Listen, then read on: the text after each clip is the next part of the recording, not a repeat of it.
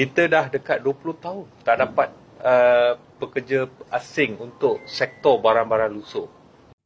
Bertemu kembali, Sarawak kini menghadapi krisis kekurangan tenaga kerja yang serius dalam sektor perladangan. Tenaga kerja, sebab itu tenaga kerja asing ni terutama daripada Indonesia lah, sangat-sangat diperlukan dalam sektor perladangan, terutamanya sawit. Orang sini tak ada warga asing nak jadi apa? Semua longkang-longkang terbengkalai, kelapa sawit terbengkalai. Banyak orang-orang sini ya, orang Indonesia duduk-duduk, tapi sekarang kita nggak akan menjumpainya dia. Sorry girl, I gotta go. Yeah, you know this ain't the old me. Try to keep it on the low.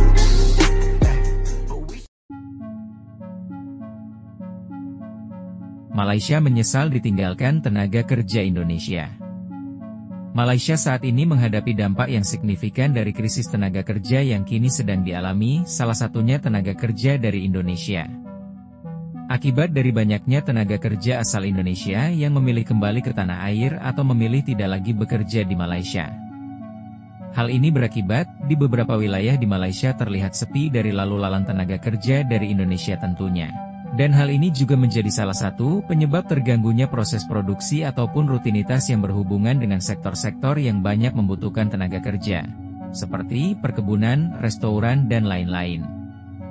Sementara ini, Malaysia hanya mengandalkan jumlah pekerja Bangladesh dan beberapa negara untuk mengisi kekosongan tenaga kerja di Malaysia. Akan tetapi, pekerja Bangladesh dirasa oleh masyarakat Malaysia belum bisa menyamai ketangkasan dan keahlian pekerja Indonesia yang sudah berpengalaman. Sehingganya, banyak dari masyarakat Malaysia mulai menyesal dan menyadari betapa pentingnya kontribusi pekerja salah satunya dari Indonesia.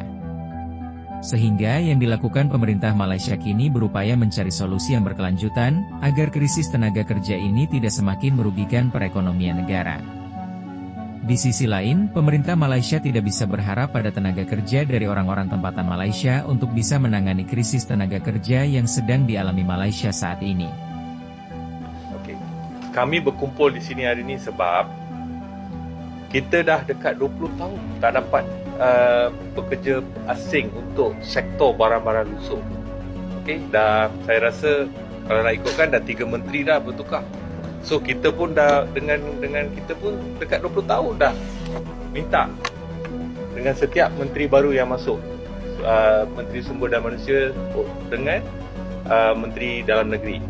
So masalah ni dah tahap yang puncak dah sekarang. Kita dah penat.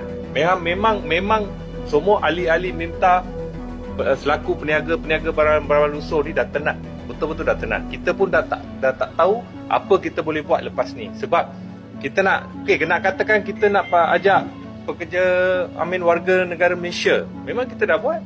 Tapi diorang tak nak datang kerja dengan sektor ni. Kita nak buat macam mana? Takkan kita nak paksa orang Malaysia untuk kerja.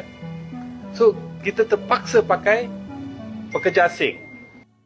Bertemu kembali, Sarawak kini menghadapi krisis kekurangan tenaga kerja yang serius dalam sektor perladangan dengan keperluan dianggarkan mencecah sekurang-kurangnya 800,000 pekerja.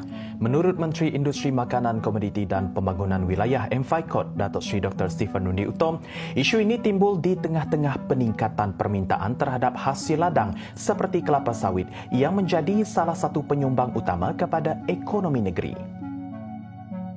Beliau berkata jumlah pekerja sedia ada jauh daripada mencukupi untuk menampung keluasan ladang di Sarawak yang kini meliputi kira-kira 1.62 juta hektar. Sekarang ni pakai teknologi dan zaman bila guna pengait Konoha mundur. Kita guna teknologi apa bang? Teknologi apa yang kita gunakan untuk ambil buah sawit lah? Kait sawit apa mesin teknologi apa teknologi yang digunakan untuk kait buah sawit? Teknologi apa? Kalau buah kelapa boleh lah kita guna teknologi beruk yang panjat kan, beruk boleh panjat. Buah sawit ni lain, tak boleh, jangan kata beruk, orang pun tak boleh nak panjat pokok tu. So dia kena guna tenaga juga, tak boleh nak tak ada buat masa sekarang ni tak ada lagi lah mesin yang boleh kait buah sawit tu, tak ada lagi. Tak Tak ada lagi. Tak ada. Baik Felda ke, Fekra ke, Sandepi ke, semuanya pakai tenaga kerja. Sebab itu tenaga kerja asing ni, terutama daripada Indonesia lah, sangat-sangat diperlukan dalam sektor perladangan, terutamanya sawit. Sebab dia melibatkan kepakaran. Dia pekerja ladang, antara yang mampu menghasilkan pengeluaran yang tinggi adalah pekerja Indonesia. Itu realiti dia. Kerana mereka, salah satu faktornya, kerana negara mereka masih tidak membuka peluang pekerjaan kepada rakyat dia. So rakyat dia masih lagi ada yang bekerja di ladang, ada. So tenaga-tenaga mereka lah yang diperlukan dalam negara Malaysia ni. Kita boleh mengeluarkan hampir 1,100 metrik tan sayur-sayuran sehari dari Cameron Highland, bagi sayur-sayuran lah. Jadi sekarang ni kita keluar 400 hingga 600 metrik tan sehari sahaja. Kenapa? Petani-petani tak cukup pekerja asing untuk mengendalikan kebun dia. Kalau tak ada pekerja migran, pekerja tempatan tak akan buat. Kita buatlah kempen kerja kilang lah, kempen kerja pasar lah, dan kita bagi insentif yang sedikit tinggi. Tak akan ada. Dan kalau kita rujuk kepada contoh 200-300 ribu rakyat Malaysia, khususnya di Johor, yang sanggup bangun pukul 3-4 pagi untuk pergi ke Singapura dan bekerja dalam fungsi-fungsi yang sama seperti pekerja migran di Malaysia di Singapura, kita kena ambil kira bahawa kenaikan gaji itu tidak mampu dikejar oleh Malaysia. Mudahlah untuk mereka di media sosial kata, oh kalau bayar saya 3-4 ribu ringgit, saya pun sanggup untuk kutip sampah, saya sanggup untuk kerja di ladang. Tapi mana mungkin kita nak melihat capital strategy overnight nak samakan gaji kita dengan Singapura, dengan purchasing power di Singapura dan sebagainya. Saya rasa tak boleh. Jadi suka tak suka, kita masih lagi mesti bergantung kepada pekerja migran, terutamanya untuk sektor-sektor tertentu. Tahniah kepada immigration yang duduk warga asing dengan menyalahi undang-undang. Tak semua warga asing menyalahi undang-undang. Kadang-kadang diorang dah buat permit tapi ejen kena tipu. Berapa ejen nak tipu-tipu permit, berapa ribu nak kena buat. Kau nak ke kerja bangunan? Kau nak ke kerja korek-korek longkang, kerja panas? Sekarang tu kelapa sawit terbengkalai dekat Pahang tu, kau nak ke buat?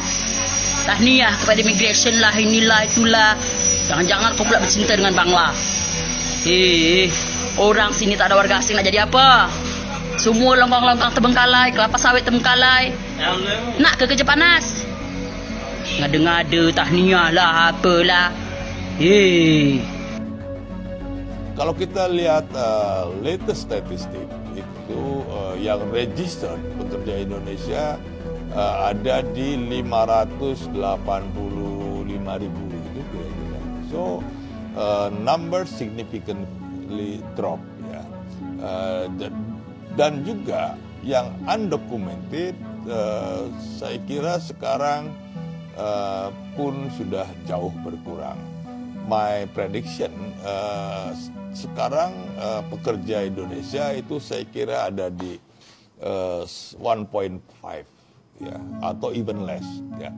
Kalau kita lihat statistik dari Malaysia, Indonesia is not number one anymore, ya. Sekarang Bangladesh number one. Sejarah kemasukan pekerja asing dekat negara kita ni ramai bermula pada tahun 1980-an. Tapi masa tu kita ambil ramai pekerja asing warga Indonesia. Masa kita ambil warga asing Indonesia, tak adalah seteruk ni kes-kes jenayah berlaku. Masa tu saya rasa hidup orang tempatan masih aman lagi.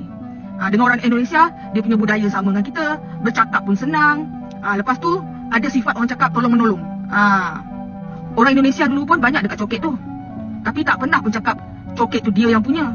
Dia masih lagi hormat orang kita berniaga. Tak adalah halau-halau. Tapi sejak kita ambil orang Asia Selatan ni masuk ke negara kita, macam-macam hal berlaku. Demikian, dampak berkurangnya tenaga kerja Indonesia, TKI, di Malaysia semakin terasa, membuka mata banyak pihak betapa vitalnya peran pekerja Indonesia dalam menggerakkan roda perekonomian dan pembangunan negeri jiran tersebut. Krisis tenaga kerja yang terjadi bukan hanya sekadar persoalan kekurangan tangan untuk bekerja, tetapi juga tentang hilangnya sumber daya terampil dan berpengalaman yang selama ini menjadi tulang punggung berbagai sektor vital.